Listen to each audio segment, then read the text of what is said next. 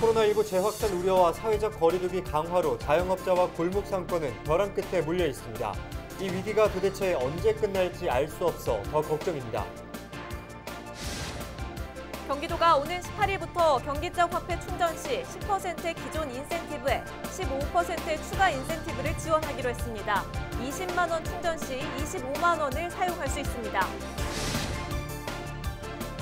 인천 가족공원이 코로나19 재확산 우려 때문에 추석 연휴 기간 온라인 성묘 서비스를 제공하기로 했습니다.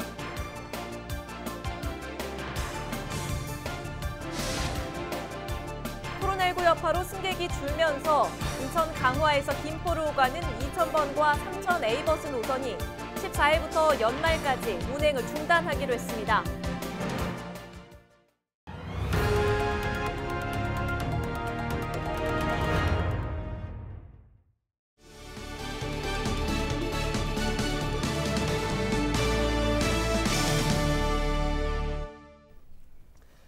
여러분 안녕하십니까? 헬로티비 뉴스입니다. 지난달 코로나19 재확산 조짐에 사실상 일상이 멈춰서면서 자영업자와 골목 상권은 또다시 직격탄을 맞았습니다. 상인들은 그야말로 벼랑 끝에 몰려 있다며 하소연하고 있습니다. 언제쯤 이 절망 속에서 벗어날 수 있을까요? 이정하 기자가 취재했습니다. 인천 최대 상권 가운데 하나인 부평 지하도 상가. 10대 때 아르바이트로 시작해 20년째 부평에서 의류 사업을 하고 있는 김경훈 씨는 요즘 가게 문을 열기가 두렵습니다. 현금 순환이 안 되다 보니까 막힐 거 다 막히고 나갈 건 그대로 고정적으로 나가야 되는데 사람이 없다 보니까 판매는 안 되고 매출도 안 이루어지고. 코로나19 타격에 직원 6명 중 절반을 줄였지만 매달 임대료 400만 원도 감당하기 버거운 형편입니다. 지금은 하루에 2만 원, 5만 원 그렇게 판매를 하니까 진짜 유지도 안 되고 뭐 가게세는 가게세대로 내야 되고 직원도 월급은 월급대로 나가야 되니까 제일 힘든 게 생긴 것 같아요, 지금. 하루 유동인구가 20만 명에 달하는 부천역 일대도 사정은 마찬가지입니다. 예전 같으면 매일 붐비는 부천의 중심 상권입니다. 양옆으로는 다양한 음식점들이 줄지어 있지만 가게 안으로 발걸음하는 사람들은 찾아보기 힘듭니다. 한 프랜차이즈 식당은 코로나19 재확산 여파에 매출이 90%까지 급감한 상황. 그나마 배달과 포장 주문으로 간신히 버티고 있습니다. 방역을 위한 조치라고는 하지만 나아지지 않는 형편에 자영업자들의 인내는 한계에 다다랐습니다. 지금 다 자영업자들 장사하는 사람들한테만 지금 잘하는 거잖아요. 그렇다고 자기네가 정부에서 지원을 해주는 것도 아니고 월세 같은 경우도 그렇고 인건비 같은 것도 그렇고 다 업주들이 다 저기 해야 되는 건데. 폐업 위기에 몰린 자영업자들을 위한 정부 2차 재난지원금이 추진되고 있는 가운데 지자체도 침체된 상권의 사각지대를 메꿀 방안을 검토하고 있습니다. 재난관리기금 여유 있는 거 가지고 해볼까 좀 구상 중이고요. 정부에서도 그런 맞춤형으로 준비하고 있는 게 있어서 정부 그 정책 결정과 맞춰서 뭐 부족한 부분을 채우던 이런 결정을 하려고 계획 중입니다. 하지만 코로나19 상황이 장기화될 것으로 예상되면서 1차 지급 때처럼 반짝 효과에 그칠 것이란 우려도 나옵니다. 불확실성의 시대, 바이러스와 사투를 벌이는 자영업자들의 시름이 깊어지고 있습니다. 헬로티비 뉴스 이정하입니다.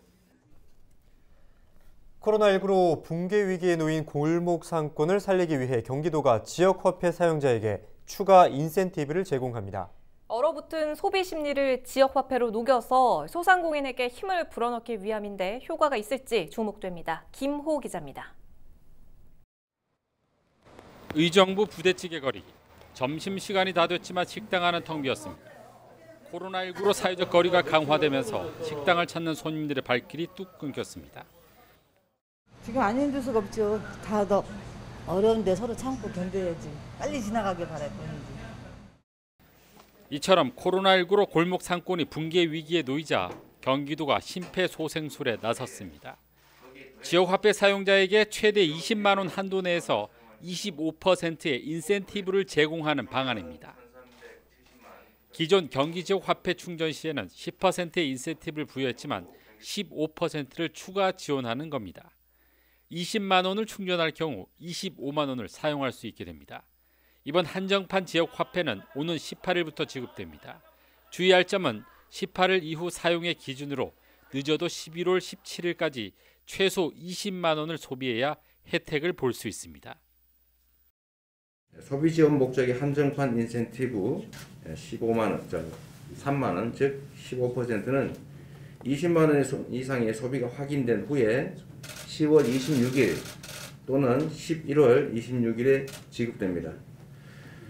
사후 인센티브는 받은 날로부터 1개월이 초과되면 역시 소멸한다는 점을 분명히 말씀드립니다. 지역화폐 추가 지급에 소요되는 예산은 1,000억 원으로 333만 명이 혜택을 보게 됩니다. 추가된 지역화폐는 골목 상권을 중심으로 8천억 원이 넘는 소비 매출로 이어질 전망입니다. 골목 상권을 중심으로 중소상공인의 소비 매출은 최대로 약 8,300억 원이 증가하고 그에 따른 생산 유발로 적게나마 멈춰가는 지역 경제에 심폐소생 효과를 거둘 것으로 기대합니다. 이번 지역화폐 재원은 코로나 위기 극복을 위해 편성됐다 국비 확보로 사라질 뻔한 500억 원을 살리고 여기에 500억 원을 추가해 전액 도비로 마련했습니다. 국비 확보로 집행하지 않아도 되는 사업비 500억 원을 지역경제 활성화를 위해 사용하고자 경기도에 제안했습니다. 이에 경기도의회와 경기도는 논의를 거쳐 1,000억 원으로 확대한 지역화폐 확대 지급을 결정하게 되었습니다. 이번 한정판 지역화폐는 예산이 소진될 때까지 선착순 지급됩니다. 따라서 사용을 희망하는 도민은 신청을 서둘러야 합니다. 코로나19로 붕괴 위기를 맞고 있는 골목 상권. 지역화폐가 지역 경제를 살릴 구원투수가 될지 주목됩니다. 헬로티비 뉴스 김호입니다. 네, 모처럼 명절 추석이 다가오고 있습니다. 평소 같으면 가족들 모두 모여서 성묘도 할 테지만 올해는 이 코로나19 재확산 우려 때문에 걱정이 많으실 텐데요. 인천가족공원은 그래서 추석 연휴 기간 온라인 성묘 서비스를 제공하기로 했습니다. 이재필 기자가 보도합니다. 인천에 사는 박범조 씨. 올해 추석에는 돌아가신 어머니의 산소를 특별한 방법으로 찾기로 했습니다. 이른바 온라인 성묘입니다. 많은 사람들이 몰리는 봉안시설을 갔다가 혹시 있을지 모를 코로나19 감염 가능성을 차단하기 위해서입니다. 저희 가족들도 다 공감을 했고요. 그렇게 하는 게 맞는 것 같다. 지금 사회적인 분위기가 코로나19 때문에 굉장히 혼란이 있지 않습니까? 그래서 추석 연휴 기간 인천 가족공원의 예상 성묘객은 35만 명. 인천시는 코로나19의 확산을 막기 위해 연휴 기간 인천 가족공원을 폐쇄하기로 했습니다. 대신 온라인 성묘 서비스를 운영합니다. 인천 가족공원 홈페이지를 통해 고인의 차례상도 차리고 추모의 글도 작성할 수 있습니다. 인천시는 이번 추석만큼은 많은 시민들이 온라인 성묘 서비스를 이용해 주길 희망한다고 말했습니다. 이번 추석 연휴가 자칫 잘못하면 코로나19 재확산의 기회가 될 수 있습니다. 그렇기 때문에 민속 최대의 명절이긴 하지만 최대한 이동을 자제하시고 가족과 함께 이번 추석을 지내주시기를 간곡히 부탁드립니다. 인천 가족공원의 온라인 성묘 서비스 신청 기간은 9월 18일까지입니다. 신청은 인천 가족공원 홈페이지에서 할 수 있습니다. 헬로티비 뉴스 이재필입니다. 박남춘 인천시장이 추석 연휴 기간 동안 코로나19의 확산을 막기 위해 고향 방문을 자제해 줄 것을 호소했습니다. 박 시장은 9일 열린 지역재난안전대책본부 회의에서 확진자 증가세가 다소 진정되고 있지만 코로나19는 항상 우리의 빈틈을 노린다며 3주 앞으로 다가온 추석 명절이 반가움보다 걱정이 앞서는 이유라고 말했습니다. 이어 고향을 방문하는 대신 가족에게 안부를 전하는 것은 영상통화 등 비대면 방식으로 대신해달라고 덧붙였습니다.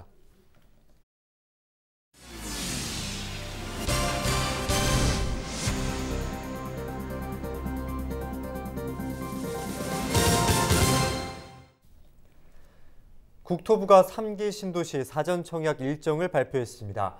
우리 지역에서는 계양 신도시와 대장 신도시가 내년에 사전 청약을 진행할 예정인데요. 지역민들의 관심이 커 경쟁이 치열할 것으로 예상됩니다. 김진재 기자입니다. 내년 7월부터 3기 신도시 등 공공분양주택 6만 호를 사전 청약을 통해 공급합니다. 지난 8일 국토교통부가 3기 신도시 사전 청약 계획을 발표했습니다. 우선 내년 7월과 8월에는 인천 계양 신도시가 가장 먼저 1,100가구 사전 청약에 들어갑니다. 부천 대장 신도시에서도 내년 11월과 12월에 사전 청약으로 2,000가구가 공급됩니다. 전체 사전 청약 물량 중 30%는 신혼부부 특별 공급으로 25%는 생애 최초 특별 공급으로 배정됩니다. 사전 청약은 당첨 이후 본 청약까지 자격 요건을 유지하면 100% 당첨되는 방식입니다. 사전 청약에 지원하기 위해서는 무주택자이면서 청약 통장에 가입 중이고 사전 청약 시점에서 해당 지역에 거주하고 있어야 합니다. 또 본 청약 시점에서 투기 과열 지구의 경우 2년, 조정 대상 지역의 경우 1년간 해당 지역에 거주하고 있어야 합니다. 지역 부동산 업계에서는 지역에 거주하는 실수요층에 관심이 높다며 이번 사전 청약의 경쟁률이 높을 것으로 예상하고 있습니다. 계산 택지라고 신도시가 한 20년 전에 생겼어요. 그쪽에 주택도 이제 한 20년 되니까 좀 노후가 됐죠. 이분들이 마땅히 갈 수 있는 새로운 주택들이 많지는 않아요. 구옥이 많다 보니까. 대단지 분양이 없다 보니까 그걸 기다리고 있던 사람들이 굉장히 많았고 아마 경쟁력이 굉장히 심해질 거라고 보고 있습니다. 실제로 국토교통부가 개설한 3기 신도시 홈페이지에는 한 달 동안 65만 명이 방문했고 이 중 12만 명이 청약 일정 알림 서비스를 신청했습니다. 또 청약 일정 알림 서비스를 신청한 사람 중 95%가 본인 거주를 청약 목적으로 꼽아 실수요층에 관심이 높은 것으로 나타났습니다. 국토교통부는 사전 청약을 비롯해 오는 2022년까지 수도권에 주택 37만 호를 집중 공급할 계획입니다. 그간 공급 부족 등을 이유로 과열됐던 수도권 분양 시장에 이번 사전 청약으로 안정을 찾을 수 있을지 주목됩니다. 헬로티비 뉴스 김진재입니다. 국민의힘 부천시의회 일부 의원들이 강병일 더불어민주당 시의장 후보 재선출에 반발하고 나섰습니다.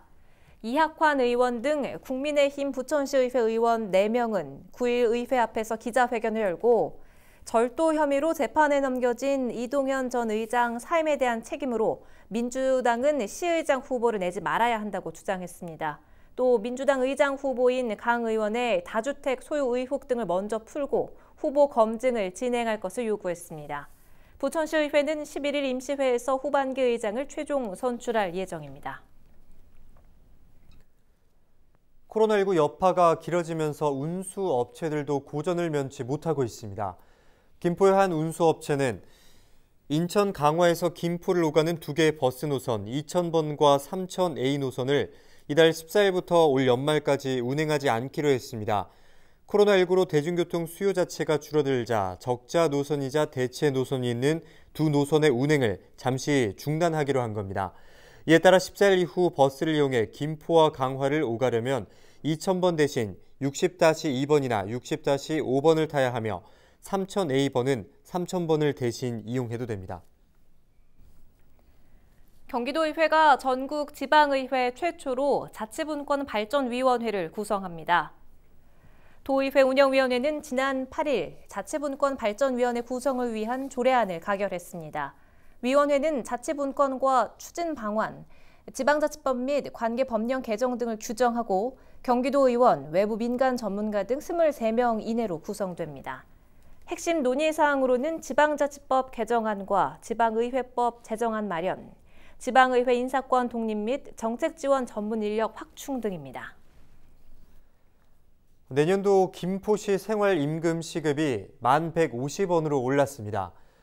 김포시 노사민정협의회는 내년도 김포시 생활임금시급을 기존 만원에서 150원 오른 1,150원으로 결정했습니다. 월급으로 환산하면 212만 원 정도입니다. 이번 생활임금시급은 김포시에 고용됐지만 공무원 보수를 적용받지 않는 기간제 근로자들의 임금에 반영됩니다. 김포시가 항공기 소음에 대한 주민 의견을 받습니다. 김포시는 서울지방항공청이 추진하고 있는 김포공항 항공기 소음 영향도 조사에 반영할 주민 의견을 받고 있습니다. 고촌읍과 풍무동, 사우동과 김포 본동 주민들 가운데 의견이 있는 주민은 오는 11일까지 의견서를 작성해 각 행정복지센터에 제출하시면 됩니다.